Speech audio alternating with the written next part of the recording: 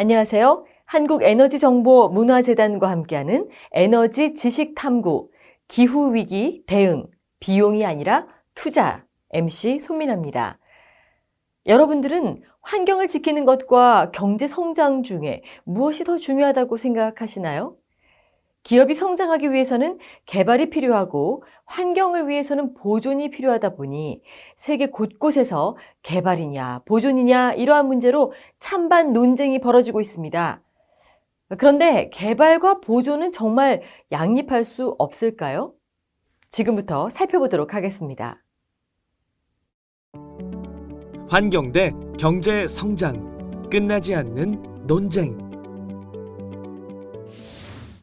국토의 80%가 사막인 남아프리카 나미비아. 그 중에서도 나미브 사막의 오카방고 분지 야생지대는 수많은 야생동물이 살고 있는 터전입니다. 그리고 이곳은 세계에서 가장 큰 코끼리 무리의 서식지이기도 한데요. 하지만 이곳이 2020년부터 개발의 열기로 술렁이고 있는데 오카방고 분지에 매장된 것으로 추정되는 310억 배럴의 원유를 채굴하기로 결정하면서부터입니다. 원유 채굴에 대한 주민들의 찬반 논쟁은 격렬합니다. 개발을 찬성하는 쪽은 원유 개발로 마을이 부유해지고 외국인 투자 유치로 국가 발전에도 도움이 된다는 의견입니다.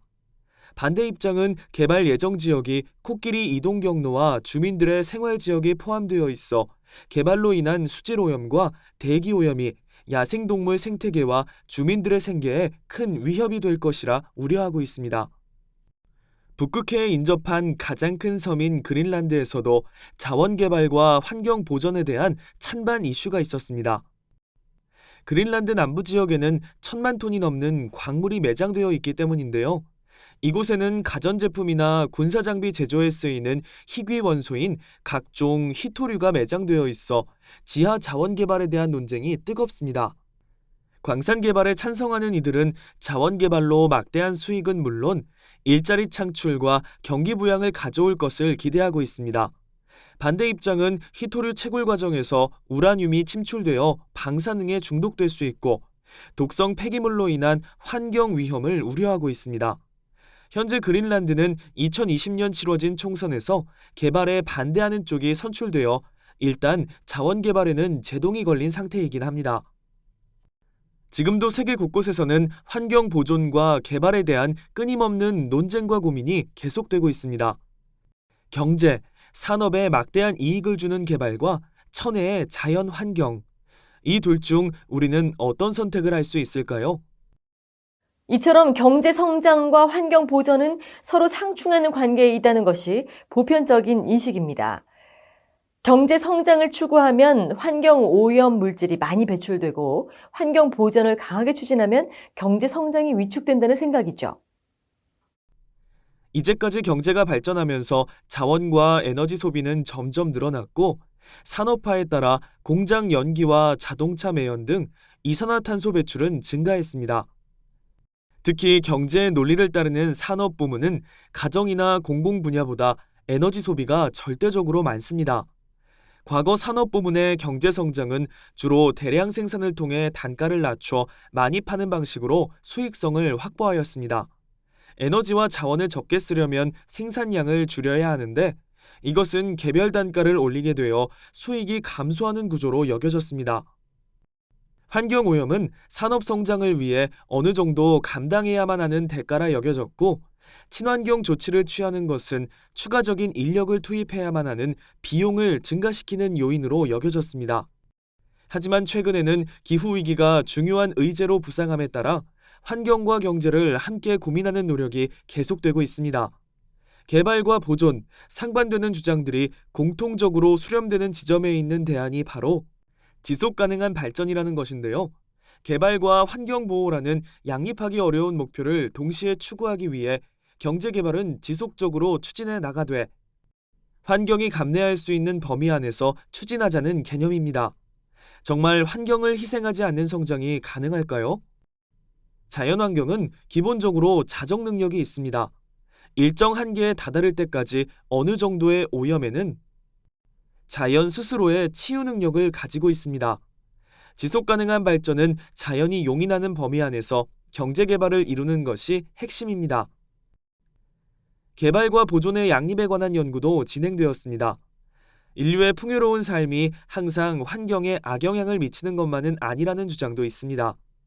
경제학자 그로스만과 크루거는 시간이 변함에 따라 한 나라의 경제 성장 단계와 환경질 사이에 나타나는 관계를 추적했습니다. 그 결과 경제 발전 초기 단계에서는 대부분의 국가가 산업화, 도시화로 환경 오염이 심해졌지만 경제 발전이 지속되면서 오염도가 오히려 하락하는 현상이 관찰되었습니다. 산업은 오염 물질을 많이 유발하는 실물 자본 축적에서 인적 자본으로 전환되었고, 소득 증가로 오염 물질로 인한 피해를 줄이려는 요구가 증가하면서 환경의 질이 개선되는 결과가 나타났습니다. 4차 산업혁명과 친환경 경영. 지속 가능한 발전은 기술 혁신을 통해 가속화될 수 있습니다. 정보통신 기술이 발달하고 4차 산업혁명이 진행되면서 최근 기업들의 행보는 친환경과 맞닿아 있는데요. 시장 경제의 논리에 따라 움직이는 기업들이 이윤 추구를 마다하면서까지 환경 보전에 나선 것은 아닐 겁니다. 최근 산업계에서는 친환경에 대한 자발적인 움직임을 보이며 환경과 성장을 동시에 잡겠다는 친환경 경영이 부상하고 있습니다. 여러 기업들이 기업 운영에 있어 친환경을 마케팅의 일환으로 적용하거나 거기서 한 걸음 더 나아가 에너지 효율화와 경제성 있는 친환경 기술 개발로 친환경적인 전환을 적극적으로 추진하고 있습니다. 이는 과거와는 달리 기술이 발전함에 따라 친환경적 전환이 비용 요소가 되기보다 더 큰 이익으로 되돌아올 수 있기 때문입니다. 기업들은 ICT 기술을 활용해 수요를 실시간으로 예측하고 생산량에 반영할 수 있게 되었습니다. 에너지와 자원 사용량을 최소화하는 에너지 효율화를 통해 생산에 투입되는 비용을 줄일 수 있게 되었고, 기업의 이익과 소비자의 편익 증대로 연결되는 것이죠. 정보통신기술 혁신이 가져다준 효과를 잠시 살펴볼까요? 스마트 팩토리는 생산 공정과 공정 간 서로 데이터를 주고받으면서 유기적으로 연결되어 총체적 관점에서 지휘할 수 있는 특징이 있는데요. 이를 통해 저탄소 공정 혁신과 에너지 효율 향상이 가능해졌습니다. 스마트 팩토리 사례로 가장 많이 알려진 지멘스사의 암베르크 공장은 현실을 가상 공간에 그대로 구현하는 기술을 통해 공정 현장의 문제점과 원인을 해결하고 있습니다. 공장 내 설비들은 천여 개의 사물 인터넷으로 연결되어 불량품이 발생하면 언제든지 빠르게 부품을 교체할 수 있습니다. 덕분에 천여 종이 넘는 제품을 연 1200만 개 이상 생산함에도 불량률은 0.0009% 정도밖에 되지 않습니다. 공장의 에너지 소비량 또한 기존 대비 30% 정도 감축하는 성과를 거두고 있습니다. 5G 상용화는 스마트 팩토리 기업의 활성화로 이어지고 있습니다. 그중 전라남도 광양시에 있는 포스코 광양제철소가 대표적인데요. 공장에서는 주로 자동차 강판과 선박용으로 쓰이는 두꺼운 철판을 만들고 있으며 현장 곳곳에는 사물 인터넷 센서와 카메라가 설치되어 생산 공정에서 발생하는 모든 데이터를 수집하고 있습니다. 공정마다 쌓이는 수백만 개, 많게는 수백억 개의 빅데이터는 포스 프레임이라는 플랫폼에 모여 저장, 분석됩니다. 데이터를 기반으로 한 이곳 모든 공정은 불량품 발생 원인과 설비 이상 징후 등을 빠르게 파악할 수 있고 최적의 생산 환경을 구현해 에너지 효율화를 실현하고 있습니다. 기업들이 추진한 친환경 경영의 대표적인 성공 사례로는 아리백을 꼽을 수 있습니다. 아리백은 2014년 미국 뉴욕 기후주간에서 출범한 글로벌 기업 모임으로 기업 활동에 필요한 에너지는 100% 모두 재생에너지로 충당하겠다고 선언하는 자발적인 글로벌 캠페인입니다. 아리백은 민간단체의 주도로 시작됐지만 첨단 기업을 중심으로 기업들의 참여가 활발해지고 있습니다. 2021년 5월 기준 아리백 캠페인에 가입한 글로벌 기업 수는 이미 300여 곳에 이르는데요. 구글, 애플, 마이크로소프트, 아마존 등 주요 IT 기업은 물론 이케아, 나이키, 샤넬 등 분야를 막론한 전 세계 다양한 글로벌 기업들이 재생에너지 사용에 적극 참여하는 친환경 행보를 보이고 있습니다. 코로나19의 여파에도 불구하고 2020년 한 해 동안 60개 기업이 새로 가입할 만큼 아리백은 이미 많은 기업들의 관심을 받고 있는데요. 2020년 아리백 연간 보고서에 따르면 아리백 참여 기업 중 53곳이 재생에너지 100% 전환 목표를 달성했고 90% 이상 전환한 기업도 65곳에 달합니다. 많은 기업들이 아리백에 관심을 두고 동참하는 이유는 재생에너지를 활용하는 친환경 캠페인이 기업 경영 측면에서 커다란 잠재력을 심어주며 경제적 이익과 연결되기 때문입니다. 기후위기에 대응하는 에너지 전환과 탄소 중립은 과거 비싼 경제활동이라는 오해를 벗어나 지속 가능한 미래를 위해 선택할 수밖에 없는 생존 전략이 되고 있습니다. 기업들의 재생에너지 전력 사용은 세계적 흐름이 되고 있으며 재생에너지의 가격 경쟁력은 갈수록 향상되고 있어 기업의 생산 및 에너지 효율성을 높이고 있습니다. 또한 최근에는 환경 이슈가 부각됨에 따라 환경에 관심을 가지는 그린 컨슈머가 증가하고 있는데요. 친환경 경영을 펼치는 기업들은 환경 가치를 추구한다는 긍정적인 이미지를 통해 환경에 관심을 가지고 있는 고객 수요층을 확보할 수 있습니다. 그래서 기업들은 재생에너지 투자 등 지금 당장 비용이 발생하더라도 미래의 잠재력과 이익을 보장받기 위해 지속 가능성에 대한 투자를 선택하고 있습니다. 실제로 아리백 가입 여부는 기업 매출에 직간접적인 영향을 주고 있는데요. 아리백 참여는 기업들이 자발적으로 사회에 공헌하는 의미도 있지만 아리백에 가입한 글로벌 메이저 업체들이 거래 협력사들에게 재생에너지 사용을 요구하는 수단이 되기도 합니다. 당연히 국내 기업들의 수출 경쟁력에도 영향을 미치기 시작했는데요. 그렇다면 우리나라 기업의 아리백 참여 현황은 어떨까요? 국내의 경우는 그동안 산업 구조적, 제도적 한계로 아리백 참여가 저조했던 것이 사실입니다. 하지만 올해부터 시행되는 한국형 아리백 제도에 따라 기업이 재생에너지의 전력 구매를 확대할 수 있는 기반이 조성되었습니다.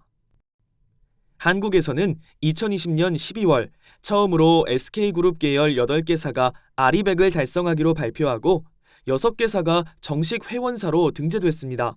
이들 계열사 중 SK 주식회사는 2030년까지, SK 하이닉스를 비롯한 나머지 회사는 2050년까지 재생에너지로 100% 전환하겠다는 목표를 밝혔습니다. LG에너지솔루션도 국내 배터리 기업 중에선 처음으로 아리백에 가입했습니다.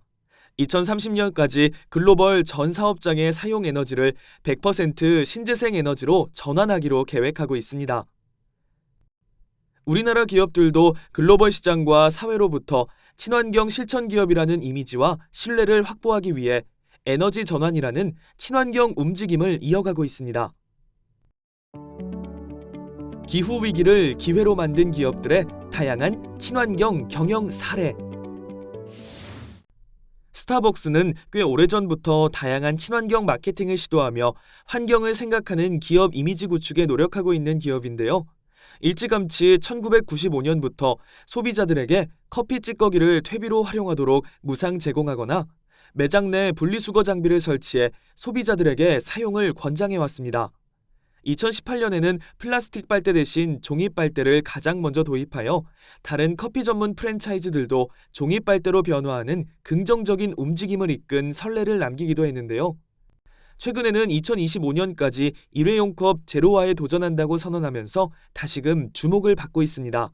가치 있는 가치라는 프로젝트를 시작하면서 탄소 배출량을 30% 감축한다는 목표를 세우고 있으며 그 일환으로 일회용 컵 대신 보증금이 있는 리유저블 컵 사용을 점진적으로 도입하는 계획을 밝혔습니다. 스타벅스는 다양한 친환경 마케팅을 활용해 2020년 코로나19 확산 속에서도 매출은 2019년보다 3% 늘어나는 성과를 거두었습니다. 패션 기업 파타고니아는 환경 보호를 위해 노력하는 기업의 정체성을 이 재킷을 사지 마라라는 광고로 내걸면서 유명세를 떨친 바 있는데요. 이는 노이즈 마케팅의 효과라기보다는 필요 이상의 소비는 자제하라는 환경을 바라보는 진정성 있는 기업의 태도와 맞아떨어진 광고로 평가받고 있습니다. 광고를 내건 이후 파타고니아의 매출은 40%나 상승했습니다. 패션 기업이 아무리 친환경적인 옷을 만든다고 해도 생산 과정에서 온실가스 배출은 불가피한데요. 대신 파타고니아는 1996년부터 모든 면 제품을 100% 유기농 재배 방식으로 생산하고 있습니다. 일반 목화 재배는 심각한 자연 파괴를 유발하는 반면 유기농 순면의 경우는 유해한 농약과 합성 비료 사용을 줄일 수 있기 때문입니다. 현재 파타고니아가 생산하는 옷의 50%는 재생 소재를 사용하고 있으며 2025년까지 100%로 끌어올릴 계획을 가지고 있습니다. 그 밖에도 매출액의 1%는 환경단체에 후원하거나 봉제 공장 노동자들을 위해 공정무역에 앞장서는 등 다양한 친환경 활동을 이어가고 있습니다. 비욘드 미트는 식물성 단백질로 만든 대체육을 선보이며 소, 돼지, 닭 등 육류 소비에 따른 환경 문제의 해결책 및 대안을 제시하고 있습니다. 기존의 식감이 딱딱한 콩고기와는 달리 완두콩, 녹두, 현미로 단백질을 만들고 비트 주스, 코코넛 오일 등으로 육질을 구현하여 고기와 비슷한 맛을 내는 대체육을 출시해 왔는데요. 비욘드 미트의 생산 방식은 미국산 소고기 패티를 생산하는 것보다 온실가스 배출량을 90%나 줄일 수 있다고 합니다. 물과 토지에 미치는 영향 또한 상대적으로 적으며 에너지 소비량은 46% 수준으로 절감되는 효과를 보였습니다. 비인간적인 동물 사육, 환경에 대한 우려 등과 같은 문제에 많은 사람들이 관심을 가지면서 비욘드 미트는 2009년 설립 이래 기업 가치 10억 달러를 달성하는 유니콘 기업으로 성장하였습니다. 지금까지 해외 기업들의 사례를 살펴봤는데 그럼 국내 기업들의 친환경 경영 상황은 어떨까요? K뷰티의 선두주자인 아모레퍼시픽은 아리백 참여를 통한 재생에너지 전력 확대를 비롯하여 생활용수, 건물 에너지 등을 절약하려는 노력으로 친환경 실천을 이어가고 있습니다. 옥상 바닥을 차열 페인트로 칠해 실내 냉방 에너지를 절약하고 물품 창고 조명을 LED로 교체하여 60% 이상의 에너지 절감 효과를 냈습니다. 화장품 원료를 재배하는 식물원 용수와 건물 생활용수는 상수도 대신 저장된 빗물을 활용하고 생산 및 유통 과정과 관련된 사업장 공간에서 온실가스 배출량을 최대한 줄일 수 있도록 에너지 절약 실천 운동을 이어가고 있습니다. 낮은 온도에서 제품을 만드는 저에너지 공정 기술을 폭넓게 적용하고 제품 배송 시 온실가스 배출이 적은 원료와 포장재를 사용하는 것 등이 이러한 노력입니다. 또한 비닐 테이프 대신 종이 완충제나 친환경 종이 테이프 등을 적용해 비닐 사용량을 연간 180톤가량 줄이고 있습니다. 2022년까지는 플라스틱 사용량 700톤을 감축하기 위해 플라스틱 패키지 경량화 추진과 매년 100톤 이상의 화장품 공병을 회수해 재활용할 예정입니다. 식품회사인 오뚜기도 친환경 경영을 내세우고 있습니다. 2010년 사내 TF인 렛츠 에코를 구성해 다양한 에너지 절약 실천을 추진해 왔는데요. 머그컵 사용하기, 화분 가꾸기 등 사내 조직 문화를 만들고 전력 및 공간 낭비를 최소화하는 에너지 저감 활동, 제품 생산 단계에서 오염 배출을 줄이는 에코팩토리 활동 등으로 온실가스를 감축하는 성과를 지속적으로 이어왔습니다. 2014년부터는 폐기물 제로화 운동을 시작하여 친환경 소재 포장 기술을 개발, 전 제품에 적용한 바 있으며 회사에서 생산하는 제품들은 재활용 용이성 기준에 맞춰 등급으로 분류해 관리하고 있습니다. 최근에는 병에 붙은 라벨을 제거할 때 접착제나 잔여물이 남지 않아 재활용이 용이한 리무버블 라벨을 출시해 제품 환경성을 개선하였습니다. 굴뚝 산업의 대표라고 할 수 있는 메이저 석유 회사들도 석유 시대 종말이라는 위기 앞에서 살아남기 위해 새로운 친환경 전략을 세우고 있습니다.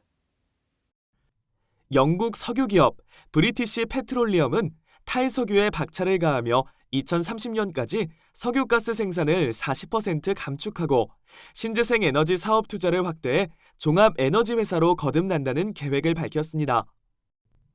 오랜 전통의 석유 기업 쉘은 변화하는 시장에 맞서 2025년까지 매년 20에서 30억 달러를 청정 에너지에 투자하겠다는 계획을 발표했습니다. 쉘은 청정에너지 기업을 인수하고 호주 퀸즐랜드에 120메가와트 규모의 산업용 태양광 발전단지를 건설하는 프로젝트를 추진하여 매년 3만 톤의 탄소 배출 저감 효과를 기대하고 있습니다. 향후 10년 내 네덜란드 북부에 풍력 발전 기반의 수소 발전소를 건설할 계획을 가지고 있으며 세계에서 가장 큰 유럽 수소밸리를 조성할 예정입니다. 프랑스 최대 정유사 토탈도 저탄소 사업을 확대하고 있습니다. 2025년까지 재생에너지 발전 용량을 25기가와트로 확대할 예정이며 2040년까지는 전체 전력 믹스에서 저탄소 사업을 15에서 20% 수준으로 확대한다는 계획입니다. 오랜 전통을 지켜온 글로벌 석유 기업들 또한 화석연료가 축소되고 재생에너지의 경제성이 빠르게 증가하는 시장 상황에서 미래의 신성장 동력을 확보하기 위해 재생에너지 분야의 투자를 확대하는 정책을 펼치고 있습니다.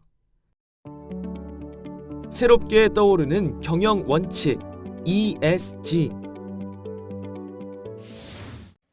이제 환경을 고려한 기업들의 친환경 경영은 한 걸음 더 나아가 윤리적 가치관을 실현하는 경영으로 발전하고 있습니다. 우선 위기의식이 크게 부각되고 있는 환경은 소비자들이 크게 체감할 수 있는 분야고요. 환경 이외에도 기업은 단순히 이윤만을 추구할 것이 아니라 사회적, 환경적 의제에 반응해서 올바른 방향성과 가치관을 가지고 운영할 것을 요구받고 있습니다. 이에 최근 새롭게 부각되고 있는 경영 원칙 키워드가 바로 ESG죠. ESG란 Environment, 환경, Social, 사회, Governance, 지배구조의 앞글자를 딴 용어로 세 가지 분야를 기업의 지속 가능성과 사회적 가치 창출의 판단 기준으로 삼는 것을 말합니다. 환경은 기업이 경영 활동을 하면서 탄소 배출 저감 노력 등 얼마나 친환경적인 기업인지 살피는 것이고, 사회는 평등 고용이나 안전성, 지역사회 기여 등 사회적 책임 활동을 보는 것이며, 지배구조는 건전하고 투명한 기업으로 법과 규칙을 잘 지키면서 윤리적인 경영을 위해 노력하는지를 판단합니다. ESG 경영은 급변하는 기업 환경과 한 치 앞도 장담할 수 없는 불확실한 미래에서 점점 주목받고 있습니다.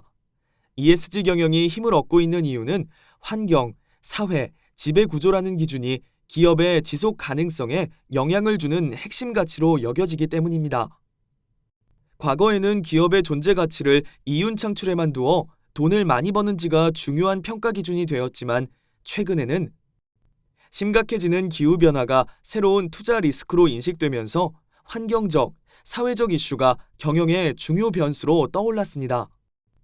ESG는 기업의 가치를 철저히 투자자의 관점에서 접근해 바라보는 경향이 있고, ESG 경영을 잘 따르는 기업이라 함은 올바른 기업 경영 방향성을 가지고 운영되고 있으며 미래 가치와 기업 지속 가능성을 높이는 데 노력하는 기업으로 평가됩니다.